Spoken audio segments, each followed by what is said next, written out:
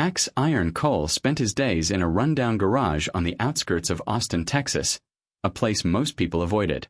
Rusted tools hung from the walls, oil stains covered the cracked concrete floor, and the low rumble of motorcycle engines never truly stopped. The garage was unofficially known as a Hells Angels workshop, not because crime happened there, but because Jax did. He was a senior mechanic for the Hells Angels MC, Texas charter. Tall, broad-shouldered, arms wrapped in faded tattoos, leather vest stitched with the iconic winged skull.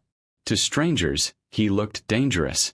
To those who knew him, Jax followed one rule only: never lie, never cheat, never turn away someone who truly needs help. Money was always tight.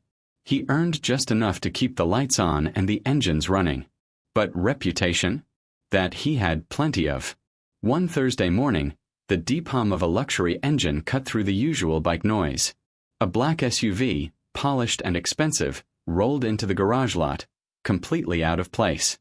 Jax wiped his hands on a rag and watched as the vehicle stopped. The door opened. A young woman stepped out slowly, carefully, supported by metal leg braces and a walker. She was 19, with soft brown hair and eyes full of determination. Standing beside her was Valerie Stone, a billionaire known across Texas for her real estate empire. The SUV had overheated. Valerie expected judgment, fear, maybe refusal.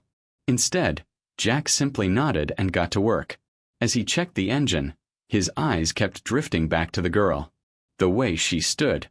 The way her braces forced her weight unnaturally. Years of mechanical instinct kicked in. Misalignment was something he could feel without touching.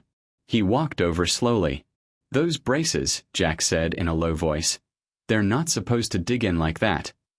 Amelia looked up, startled. "They always hurt," she said quietly. "Doctors say it's normal." Valerie stiffened. "She's been paralyzed since she was 8.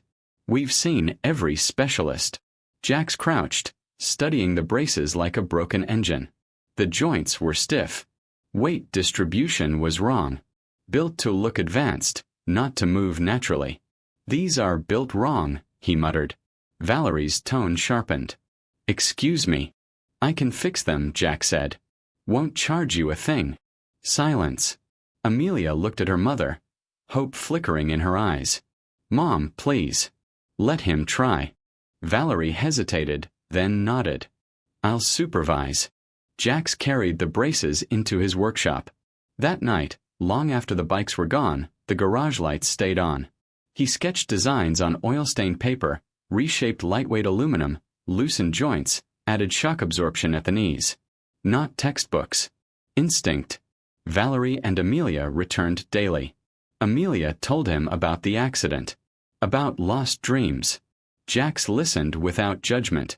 On the third day, he stepped back. "Try now." Amelia slipped into the rebuilt braces. Her eyes widened. "It doesn't hurt."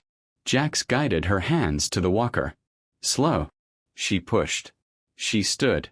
Valerie covered her mouth, tears spilling instantly. Amelia took one step. Then another.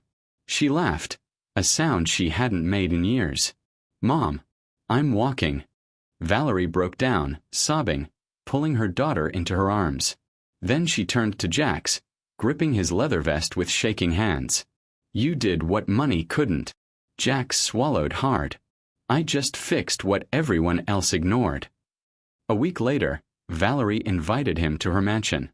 Jax stood awkwardly among marble floors and chandeliers.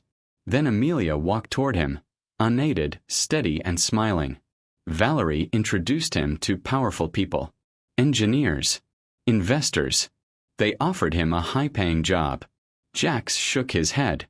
"I don't want to leave my garage. I want to build things for people who can't afford hope." Valerie smiled.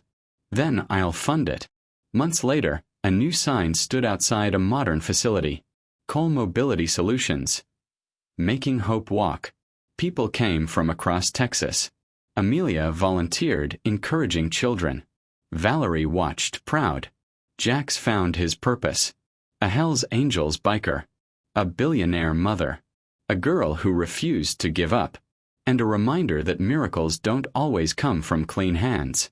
Sometimes they come from ordinary hands stained with oil, guided by extraordinary kindness.